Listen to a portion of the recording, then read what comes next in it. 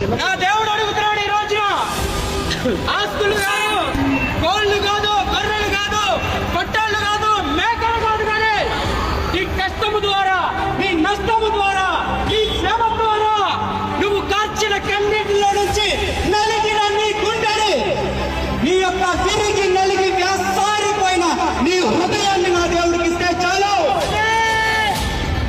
నవ్విన నోరులే రేపు మిమ్మల్ని చూసి చప్పట్లు కొట్టే స్థాయికి మిమ్మల్ని తీసుకెళ్తారు.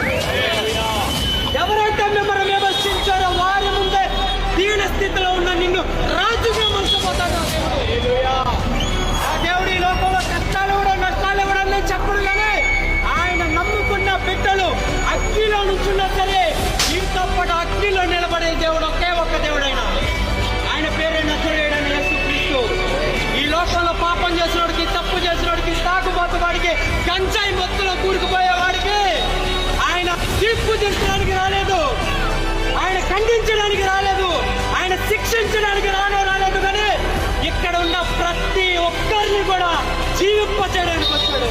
ప్రతి ఒక్క బిడ్డ యొక్క కష్టం నుంచి తొలగించి శాంతి సమాధానం లేదు, మనుష్యుడు నన్ను విడిచిపెడతాను అనుకున్నదా? ఈ రోజు మనుషుల్ని విడిచిపెట్టొచ్చేమో, కానీ నిన్ను కన్న తండ్రి, పరమ తండ్రి